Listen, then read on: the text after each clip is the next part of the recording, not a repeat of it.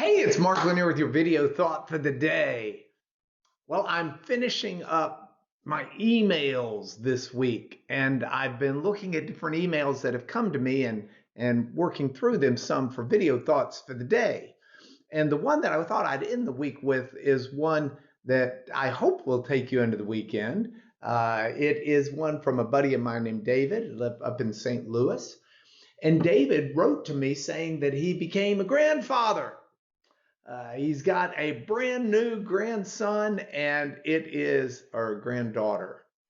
You know, I'm not sure which one it is, but I think it's a granddaughter. Anyway, brand new granddaughter, and he's so excited about it, but he was reminded of something that's kind of been part of his life over the last several years. He's experienced a bit of a rebirth in his own life. You know, if you've been to a childbirthing before, or heavens, if you've just watched one on TV, you know, childbirthing, the process can be a bit messy. It can be a bit painful, or so I've been told. I haven't, experienced the pain myself. But childbirthing is not something where you just go to the store and buy a baby doll that's all nice and hygienic. It's a messy process and a painful process and a difficult process.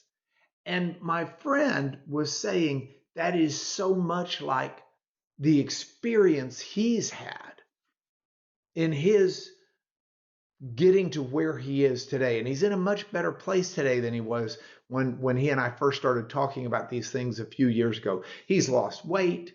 He's drawn closer to God.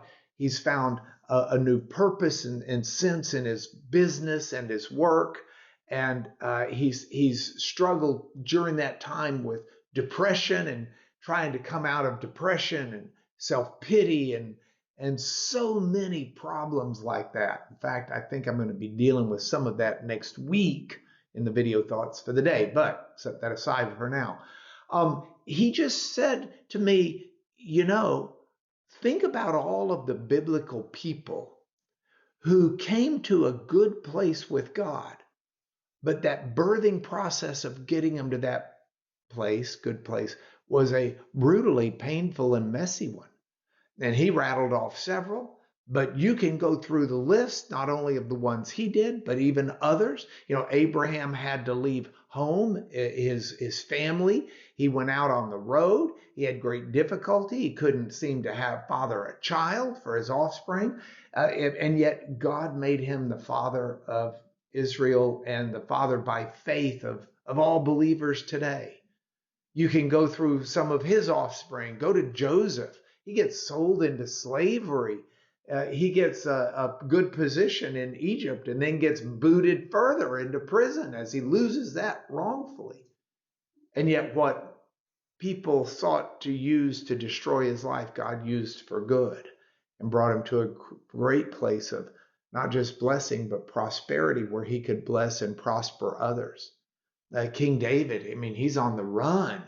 His life's being threatened by the King Saul. And yet, in the midst of all of that, God works in his life to create a kingship that is still heavens. It's the name of my favorite hotel in Israel today is King David Hotel. So God is able to work in the midst of all of our difficulties and challenges and even depression and pity and just horrible, messy circumstances in life. He's able to bring things to a rebirth that are beautiful and wonderful and building. So wherever you may be in that process, I think it's something worth thinking about through the weekend, and it's why this is your video thought for today.